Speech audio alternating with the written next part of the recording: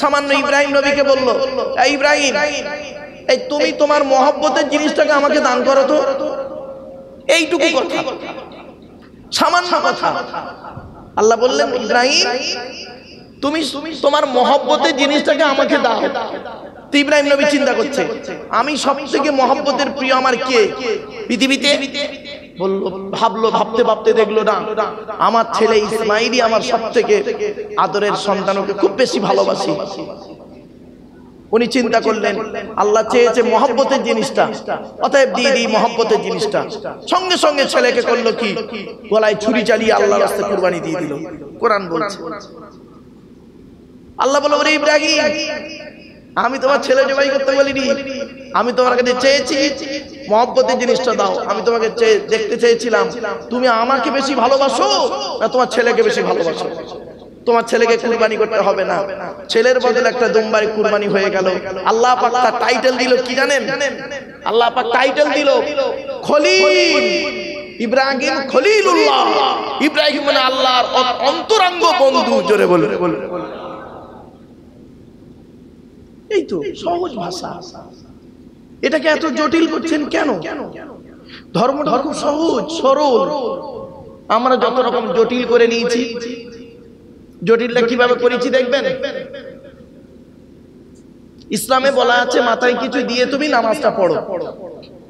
আমরা দেখলাম ওর টুপিটা গোল না লম্বা না উঁচু না বেঁকা না টেরা না পাঁচকলি, এইসব নিয়ে মারামারি শুরু করে দিলাম। গোল টুপি, লম্বা টুপি, চেরা জামা, ফাড়া জামা, ব্যাস।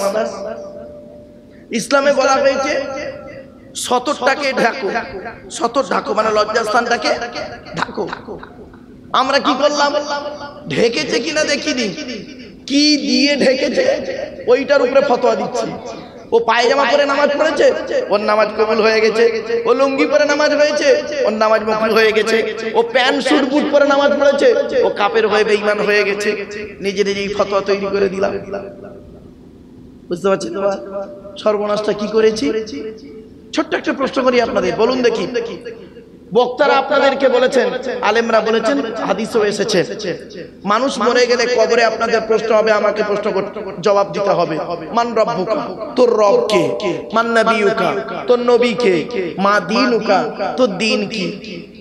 এই তিনটি প্রশ্ন হবে তো নাকি বাবা? বলুন একটু।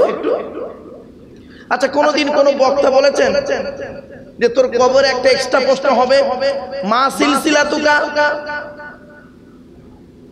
মা সিলসিলাতুকের বাংলা মানে শুনবেন তো, সিলসিলাটা কি? তুই কোন সিলসিলার লোক ছিলিস পৃথিবীতে? তবলিগ না ফুরফুরা না বেরেলি না ওয়াহাবি না জামাতে ইসলামী না আহলে হাদিস? এটা বুঝি জিজ্ঞাসা করবে না? তাহলে এই প্রশ্ন কবরে হবে না। আচ্ছা, কিয়ামতের মাঠে কি আল্লাহ এই প্রশ্ন করবেন যে তুই পৃথিবীতে তবলিগ ছিলিস না ফুরফুরা ছিলিস না বেরেলি ছিলিস না গোল টুপি ভর্তি না লম্বা টুপি ভর্তি? এ প্রশ্ন কিয়ামতের মাঠে হবে না। তাহলে যে প্রশ্ন কিয়ামতের মাঠে হবে না, কবরে হবে না, পৃথিবীতে কয়েকদিন তো বাঁচবেন, তা সেইটা নিয়ে মারামারি করেন কেন মূর্খের মতো? চলুন, যে প্রশ্ন কিয়ামতের মাঠে হবে সেই প্রশ্নের উত্তর আমরা খুঁজতে বের করি, খুঁজতে শুরু করি। কিয়ামতের মাঠে প্রশ্ন করা হবে, তুই বাপ স্বামী হিসাবে কতটা ভালো, স্বামী হিসাবে কতটা ভালো, তোর স্ত্রীর সঙ্গে কিরূপ আচরণ করেছিস। আমার মুহাম্মদ সাল্লাল্লাহু আলাইহি ওয়াসাল্লাম তার স্ত্রীর সঙ্গে যেরূপ আচরণ করেছে, তুই কি তোর স্ত্রীর সঙ্গে সেইরূপ আচরণ করেছিস? 2 নাম্বার প্রশ্ন হবে, পিতা হিসাবে কতটা ভালো, বাপের দায়িত্বগুলো পালন করেছিস? 3 নাম্বার প্রশ্ন হবে, ছেলে হিসাবে কতটা ভালো, পিতামাতার যত্ন নিয়েছিলিস?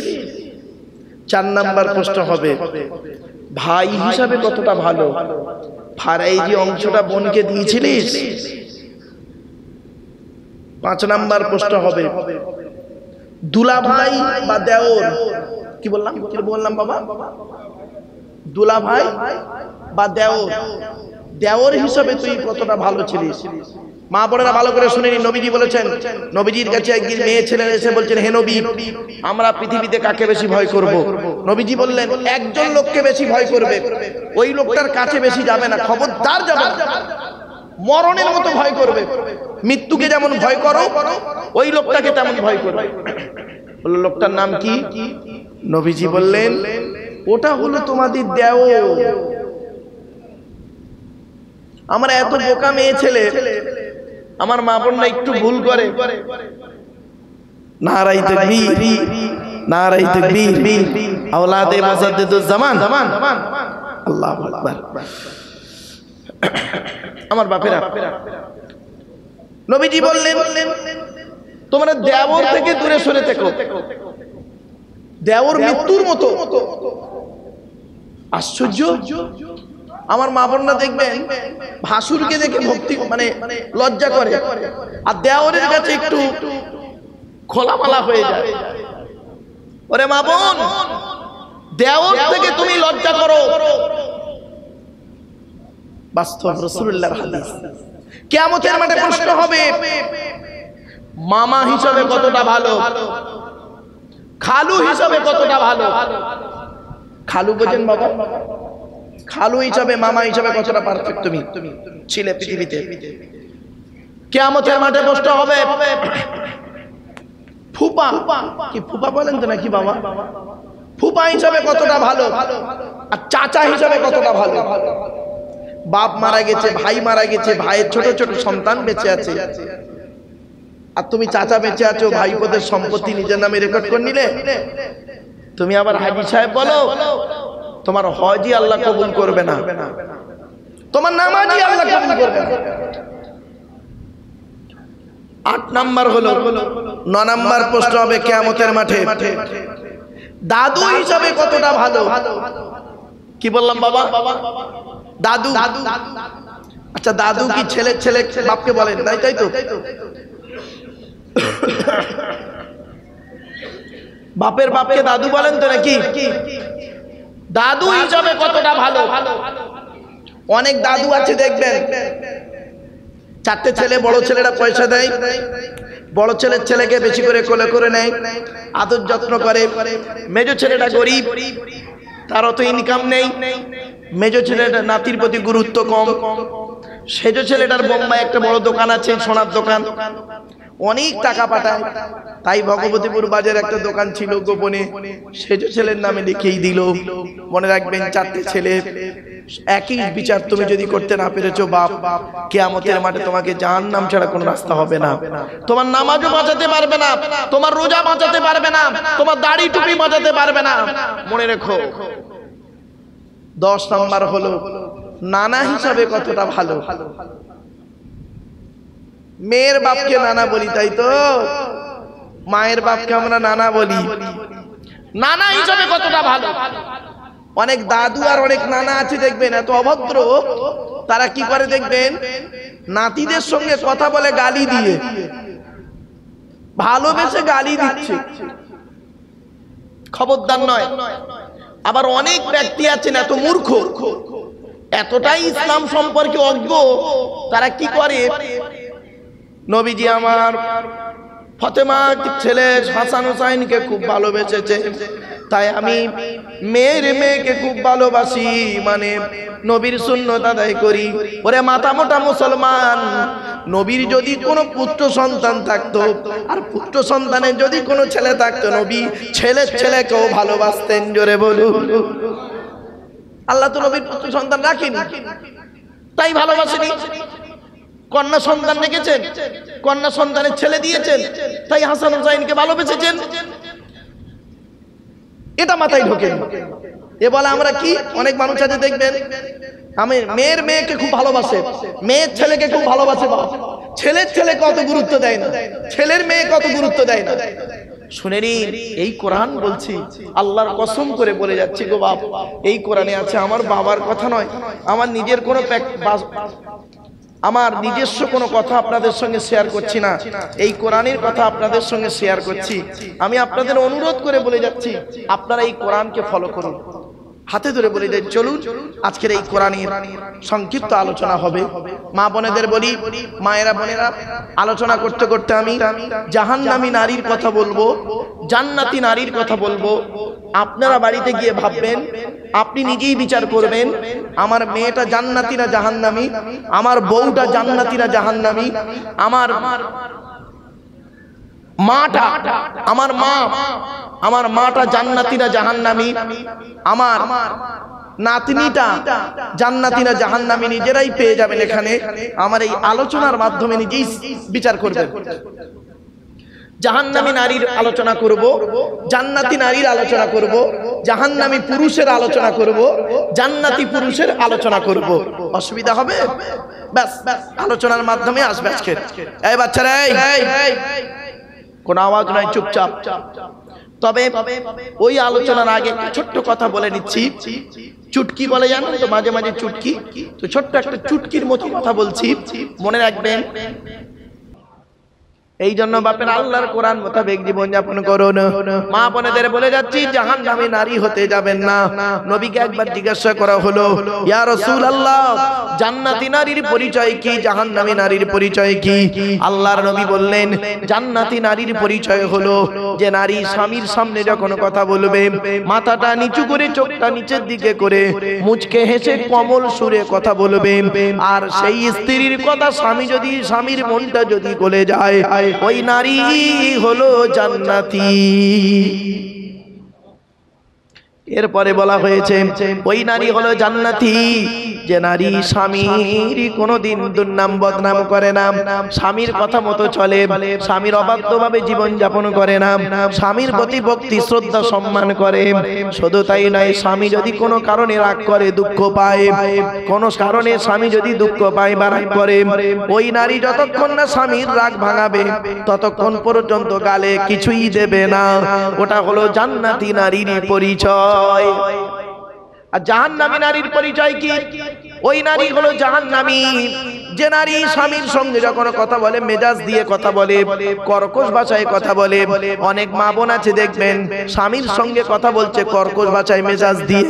বাপের হয়তো পয়সা আছে, রূপটাও তো সুন্দরী দেখতে, সুন্দরী রূপ আছে বলে স্বামীকে খারাপ চোখে দেখে, স্বামীকে তুচ্ছ তাচ্ছিল্য করে।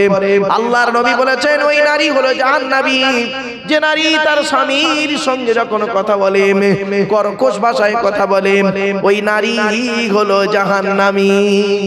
আল্লাহর নবী বলেন, ওই নারী হলো জাহান্নামী যে নারী স্বামীর কথা অন্য পুরুষের সঙ্গে আলোচনা করে, স্বামী স্ত্রীর গোপন তথ্য অন্যের কাছে বিনা কারণে প্রকাশ করে দেয়। 3 নাম্বার হলো, ওই নারী হলো জাহান্নামী যে নারী স্বামীর দুর্নাম বদনাম বাজারে করে বেড়ায়। 4 নাম্বার হলো, ওই নারীর প্রতি আল্লাহর গজব পড়বে যে নারী বিনা কারণে স্বামীর বিছানা ত্যাগ করে দেয়। কি বুঝলেন? অনেক আলোচনা, বাপ দেখতে দেখতে দীর্ঘক্ষণ আলোচনা করে ফেলেছি। আমি ভেবেছিলাম 1-1.5 ঘন্টা বলবো, প্রায় 2.25 ঘন্টা বকা হয়ে গেছে। অসুবিধা হচ্ছে বাবা, চলুন একটু নবীর সামনে দাঁড়িয়ে সালাত ও সালাম পাঠ করবো। ইয়া নবী,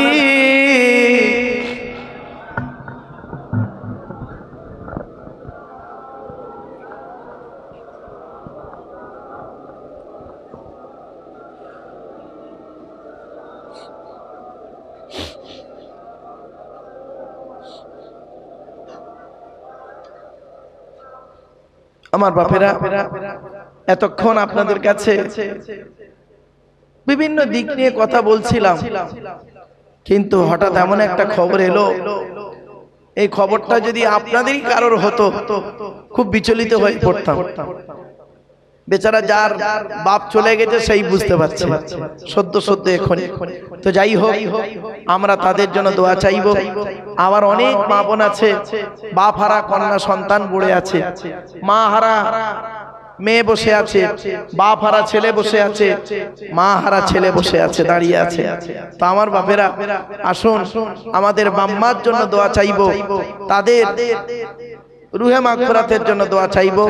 তার আগে আমরা নবীর সামনে একটু দাঁড়িয়ে বাবা সালাত ও সালাম পাঠ করব। ইয়া নবী সালামুন আলাইকা ইয়া রাসূল সালামুন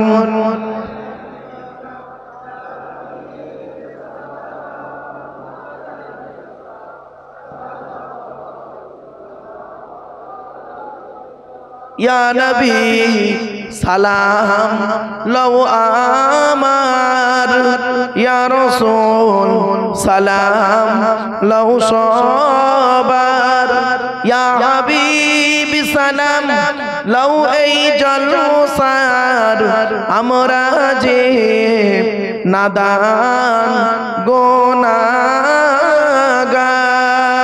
ইয়া নবী সালামুন আলাইকা, ইয়া রাসূল সালামুন, ইয়া হাবিব সালামুন আলাইকা, সালাওয়াতুল্লাহ আলাইকা। সকলে বসে যান। ইয়া রাব্বি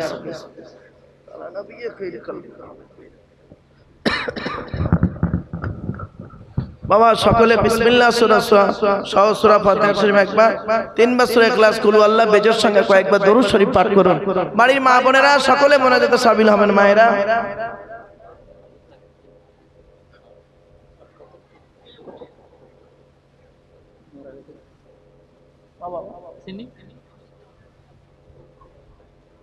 আচ্ছা তো আবার একটা দিয়ে দাও। বুঝতে পারি ভুলে গেছি।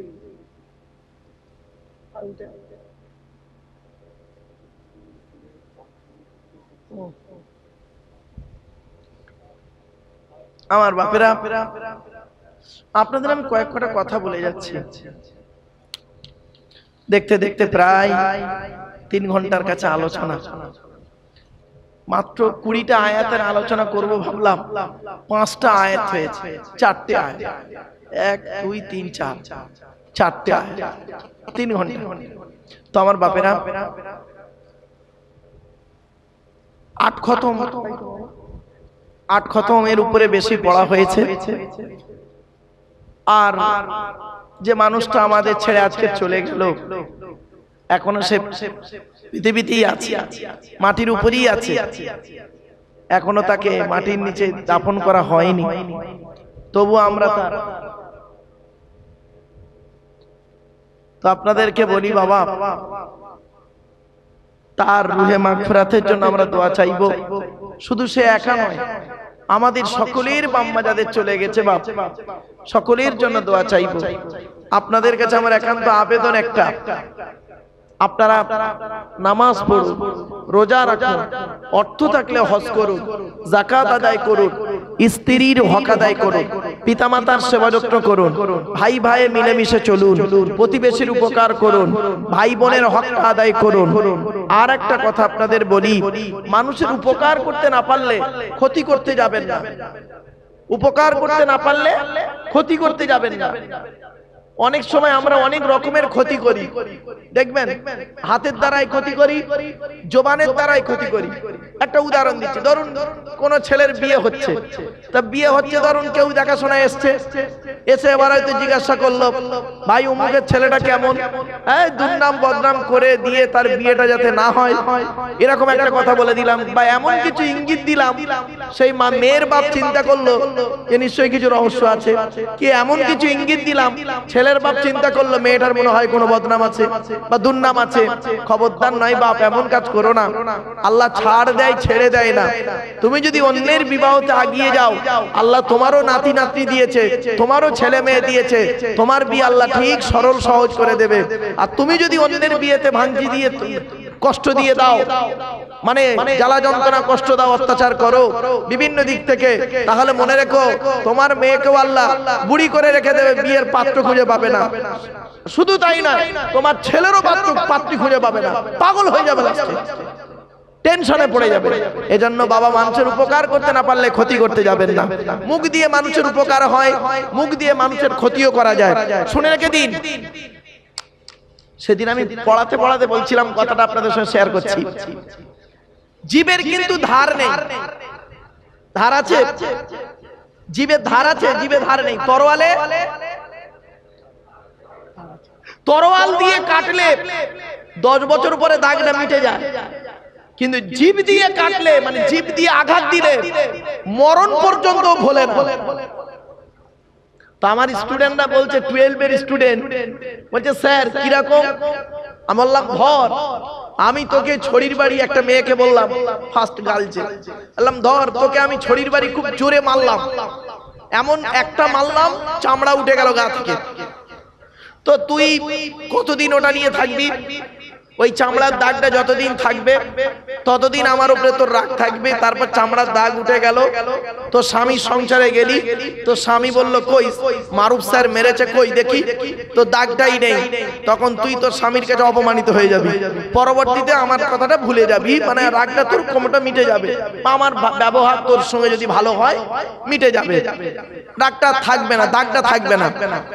কিন্তু ধর তোর বাপ মারা গেছে এখন, ঠিক আছে এই আমি বলছি যে ধর এখনই তুই ক্লাস করছিস, তোরা সব ক্লাস করছিস, বলছি ওদেরকে তোরা সব ক্লাস করছিস, এমন সময় ধর একটা মেয়ে এসে বলল স্যার এই মেয়েটিকে ডেকে দেবেন, হেড স্যার ডাকলো, আর আমার কানে কানে মেয়েটি বলল স্যার ওকে এখনই হেড স্যার বাড়ি যেতে বললো, কেন? ওর বাপ মারা গেছে। তা আমি এখন মেয়েটিকে বলছি তোকে ধর আমি বললাম যে তোর বাপ মারা গেছে খবর পেলাম, এখন তুই তো অলরেডি কান্না শুরু করবি, বলছে হ্যাঁ স্যার। বললাম আমি যদি ওই মুহূর্তে তোকে বলি তোর বাপ মরে গেছে ঠিক হয়েছে, খালি এইটুকু যদি বলি তোর কেমন লাগবে? ওই স্যার কষ্ট হবে। বলি এ কষ্ট শুধু একদিনের নয়, যখন অন্য লোকেরও বাপ মরবে তখন তোর ওই কথা মরণ কথাটা শুনেই তোর মাথায় ঘুরবে, মারুফ স্যার আমাকে একটা আঘাত দিয়েছিল, যে আমার বাপ মরেছিল বলেছিল ঠিক হয়েছে।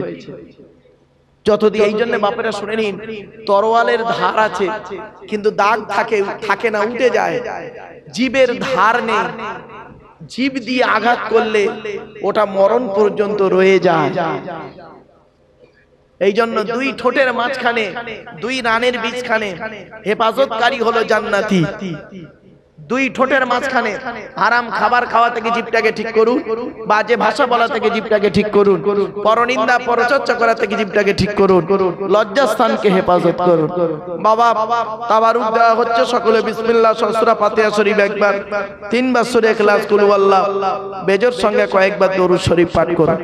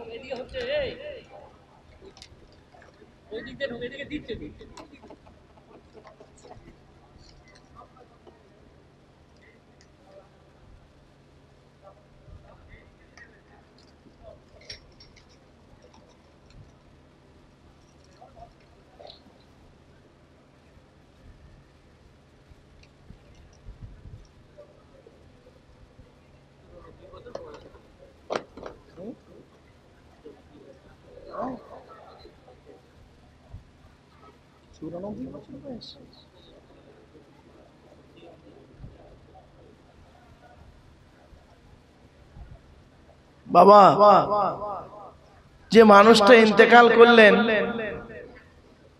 তার বয়স হলো 94 বছর। আল্লাহ পাক কোরআনে বলেছেন ওমা ইউআম্মারু মিন মুআম্মারি ওয়ালা মিন উমরিহি ওয়ালা ইয়ানকুসু মিন উমরিহি ইল্লা ফি কিতাবিম মুবিন। কোরআনে আল্লাহ বলছেন আমি আল্লাহ যাকে হায়াত দান করি কেমন ভাবে হায়াত দান করি, এবং যার হায়াত কমিয়ে নেই কেমন ভাবে কমিয়ে নেই তোরা কেউ জানিস না। এই যদি এই বয়সটা আগে জানতাম এর প্রসঙ্গে আলোচনা চলতো অনেকক্ষণ। হায়াত নিয়ে মনে রাখবেন, আল্লাহ যাকে ভালোবাসে তাকে হায়াত দান করে, আবার আল্লাহ যাকে চান তাকে আবার অল্প বয়সে ডেকে নেয়। আমার অনেক সময় ভুল বলবো কি ও মরে গেছে, ওই পাপ করেছে বলে আল্লাহ নিয়ে নিয়েছে। কিন্তু না বাবা, খবরদার বলবেন না। আল্লাহ খুশি, যাকে খুশি তাকে হায়াত দান করে পরীক্ষা করে, হায়াত কমিয়েও পরীক্ষা করে। হায়াত মউতের মালিক কে? আল্লাযী খালাকাল মাউতা ওয়াল হায়াতা লিয়াবলুয়াকুম আইয়ুকুম আহসানু আমালা। আমি আল্লাহ তোকে 100 বছর হায়াত দিয়ে দেখব, তুই 100 বছরের ভিতরে তুই কতটা আমাকে ডাকিস। আমি আল্লাহ তো 40 বছর হায়াত দিয়ে দেখব, ওই 40 বছর বয়সের মধ্যে কত তুই আমাকে ইবাদত করিস। এইটাই পরীক্ষা। তো 94 বছর বয়স নিয়ে মানুষটা এই গ্রামের সবথেকে বয়োজ্যেষ্ঠ লোক ছিলেন নাকি বাবা? হ্যাঁ, সবথেকে বেশি বয়োজ্যেষ্ঠ লোক ছিলেন। যাই হোক, একটা মুরব্বীকে আপনারা হারালেন।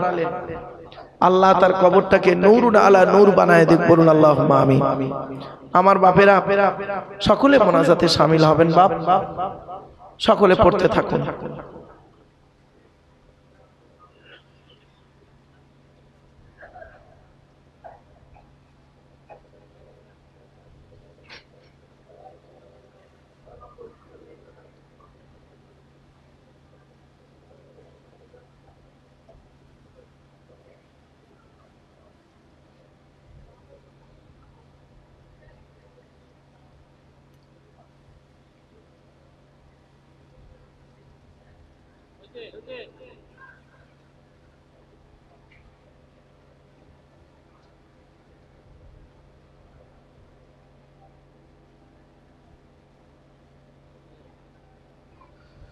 আমার বাপেরা, এমন একটা দিন আল্লাহ পাক তাকে ডাকলেন, স্মরণীয় বরণীয় দিন। যখনই এই গ্রামে জলসা হবে, তখনই ওই ছেলেটি মনটা চাইবে এই জলসার দিন আমার বাপ মারা গেছে। আমারও তাই হয় গো বাপ। বগরা ঈদের দিন বেলা 11:30টার সময় আমার মা মারা গেছে। বেলা 11:30, আমি সেবারে মনটা খুব খারাপ ছিল। ওই দিনে গরু কুরবানিও করেছি। কুরবানি করে মাপা চলছে, মানে দুপাল্লা মাপা হয়েছে, 5 কেজি করে দুপাল্লা মাপা হয়েছে। হঠাৎ হসপিটাল থেকে ফোন গেল, মা মারা গেছে। কুরবানির দিনটা এলে না। এবছর কুরবানির দিনটা খুব কষ্ট হয়েছে। এমন একটা দিনে এমন একটা স্মৃতি রেখে যায় কিছু মানুষ, এই স্মৃতিগুলো রয়ে যায়। আমার বাপেরা, ঈমান নিয়ে যেন আমরা কবরে যেতে পারি। আসুন আমরা মোনাজাত করব, সকলে মোনাজাতে শামিল হবে। আল্লাহুম্মা আমিন। ربنا ظلمنا أنفسنا وإن لم تغفر لنا وترحمنا لنكونن من الخاسرين ربي زدني علما ربي ارحمهما كما ربياني صغيرا। রব্বুল আলামিন 8 খতম বেশ কিছু পারা তেলাওয়াত করা হয়েছে। এখানে বসে বসে যা কিছু পড়িয়েছেন, বলিয়েছেন, শুনিয়েছেন, পড়ার মধ্যে, শোনার মধ্যে, বলার মধ্যে যদি কোনো রকমের ত্রুটি হয়ে যায়, গফফার নামের ওসিলা করে মাফ করে দিন। সওয়াব দিয়ে থাকেন বাবা আদম থেকে নিয়ে এখন পর্যন্ত যত নবীন, সিদ্দিকিন, শুহাদা, সালিহিন, তাবিঈন, তাবিঈন, আইম্মায়ে মুস্তাহিদিন, কুল মুসলিমিন আল মুসলিমা, মুমিনিন আল মুমিনা, হুজুরদের আরওয়াহ মুবারকের সওয়াবটুকু পৌঁছায় দিন। তামাম আম্মে ইকরাম, আউলিয়া ইকরাম, উলামা ইকরাম, মুহাদ্দিসিন, মুফাসসিরিন, মুহাক্কিকিন, উসুলিন, ফাকিহিন, সকলের আরওয়াহ মুবারকের সওয়াবটুকু পৌঁছায় দিন।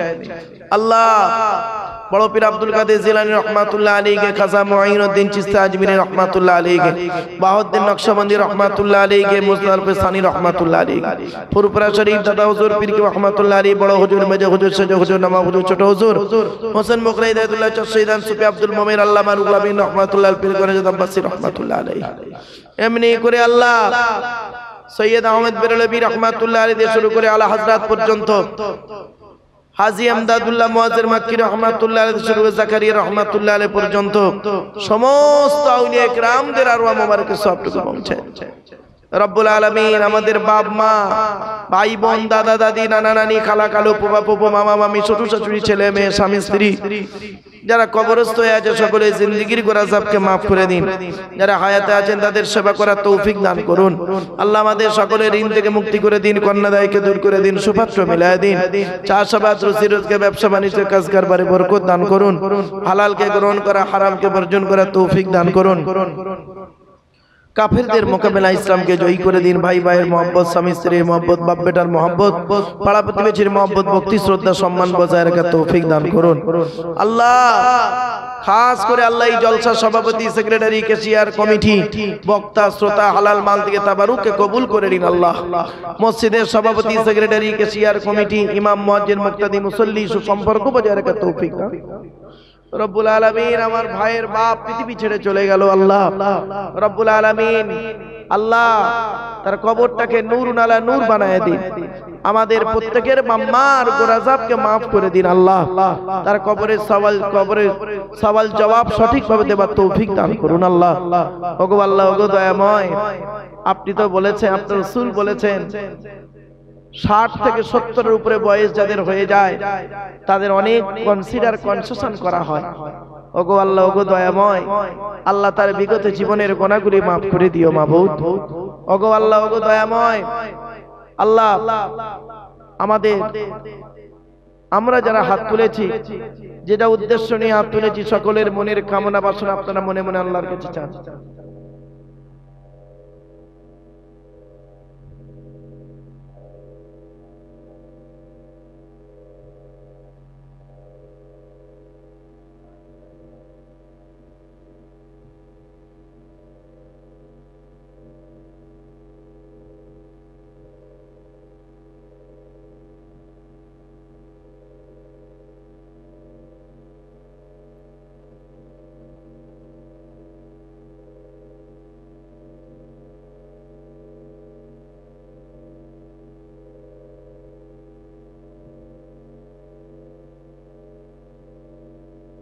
اللهم إني أعوذ بك من الهم والحزن وأعوذ بك من العجز والكسل وأعوذ بك من الجبن والبخل وأعوذ بك من غلبة الدين وقهر الرجال।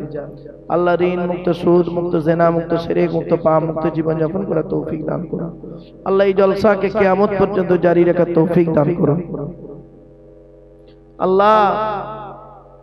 যে মাইয়াত হয়ে গেছে তার বাচ্চারা, নাতিরা, নাতিরা যারা বেঁচে আছে আল্লাহ, তাদেরকে ধৈর্য ধারণ করা, সবর করার তৌফিক দান করুন আল্লাহ রব্বুল আলামিন। দয়া করে মেহেরবানি করে আল্লাহ, পৃথিবীতে যদি কারোর কাছে কোনো ভুল করে থাকে আল্লাহ রাস্তায় আল্লাহ আমরা তাদের maaf করে দিলাম আল্লাহ, আপনিও তাকে কবুল করে নিন আল্লাহ। سبحان ربك رب العزة عما يصفون وسلام على المرسلين والحمد لله رب العالمين। ওগো আল্লাহ, ওগো দয়াময়, অনেক ভাইরা দিল্লি, বোম্বাই, মিরাট, সুরাট, গুজরাট, হায়দ্রাবাদ, আহমেদাবাদ, বোম্বে, নাসিক থেকে শুরু করে বহু ভিন্ন রাজ্যে গিয়ে পড়ে আছে আল্লাহ। অনেক ভাই তারা আসতে পারেনি, জলসা সেখান থেকে শুনছে, দেখছে। আমার অনেক মায়েরা, বোনেরা, বাবাজিরা, যুবক ভাইরা, স্নেহের কচি কচি বাচ্চারা হাত তুলেছে আল্লাহ। যার হাতকে ভালোবাসেন তার হাতের উসিলা করে আমাদের দোয়াকে কবুল করে নিন আল্লাহ। প্রত্যেককে নামাজি মুত্তাকি বান্দা বানায় দিন। রমজান মাসে রোজা রাখার তৌফিক দান করুন, হালালকে গ্রহণ করা, হারামকে বর্জন করার তৌফিক দান করুন। সাল্লাল্লাহু তাআলা আলা খায়রি খালকিহি মুহাম্মাদিন ওয়া আলিহি ওয়া আসহাবিহি আজমাইন। আল্লাহ রাব্বুল আলামিন এই জলসাকে যারা দান করেছেন, করছেন, করবেন, কিয়ামতের দিন নাজাতের ওসিলা বানায় দেবেন। এই জলসাকে আল্লাহ কিয়ামত পর্যন্ত জারি রাখার তৌফিক দান করুন রব্বুল আলামিন। কবরবাসীদের উদ্দেশ্যে মহান ইসানে সওয়াব, তাফসীরুল কোরআনের মাহফিল, ঈদ মিলাদুন নবী, দোয়ার মজলিসকে কবুল করে নিন আল্লাহ। সাল্লাল্লাহু তাআলা আলা খায়রি খালকি মুহাম্মাদিন নবিয়্যিল উম্মি ওয়া আলিহি ওয়া সাল্লাম ওয়া আখিরু দাওয়ানা আলহামদুলিল্লাহি রাব্বিল আলামিন বিহাক্কি লা ইলাহা ইল্লাল্লাহ, লা ইলাহা ইল্লাল্লাহ, লা ইলাহা ইল্লাল্লাহ মুহাম্মাদুর রাসূলুল্লাহ।